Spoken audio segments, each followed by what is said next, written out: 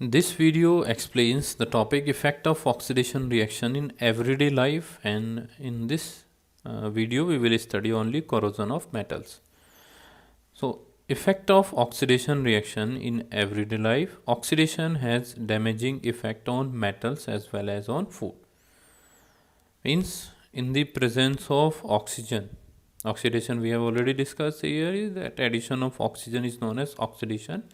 If oxygen get attached with metals or it get attached or it will react with some food material, then it has some damaging effect on them. So there are two common effects of oxidation that we can observe in our daily life. One is corrosion of metal and second is rancidity. So in this video we will discuss only the corrosion of metal. So corrosion means a process in which metals are eaten up gradually by the action of air, moisture and a chemical such as acid on their surface. So if you left a metal like iron in air or in some moist air, you can say moist air means H2O is present in large amount, or the amount of water is present in large quantity in a moist air. So if moisture is there along with the combination of air, because air consists of 21% of oxygen, so if we expose the metal in air and moisture, and somehow some acids will get expelled on the surface of those metals, or even the acids can be synthesized by the action of air and moisture on the surface of these iron or metals.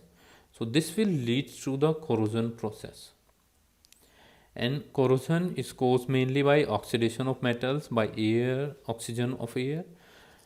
Air is a mixture of gases. If oxygen is present, then oxygen get react with the metals and oxidize it.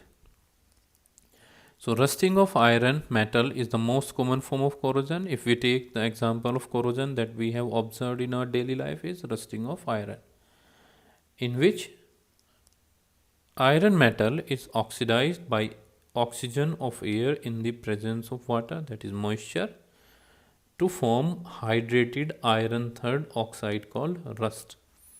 Okay, so if we left this iron in air, then water present in the air along with oxygen, okay, it will convert the iron into hydrated iron oxide. Hydrated means which consists of water.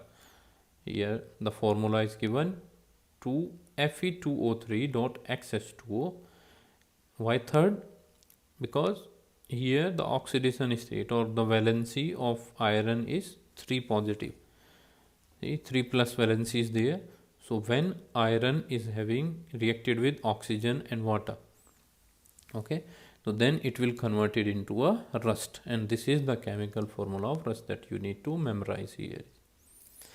Then what is the effect of this corrosion thing here? The corrosion weakens the iron and steel objects and structures such as railings, car bodies, bridges and ships, and cuts short their life. So if the metal get it convert into the rust of iron has converted the iron into some powdered form, and as long as the rust is continuously, the powdered form get removed from the surface by the action of air and water, the new metal surface again exposed to the air and moisture, then further and further and further the metal get corroded or get rusted. So since a large amount of our structures are made up of some metals and mostly iron, so an iron need to keep expose itself inside air and this what we call moisture. So this will lead to the corrosion, and this is how the bridges, ships and all those things that are made up of iron will be having short life.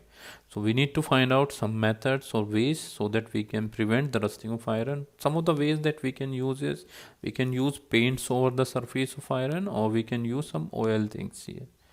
So other examples of the corrosion is the black coating on silver and the green coating on the copper surface. These are other examples of rusting or what we call corrosion.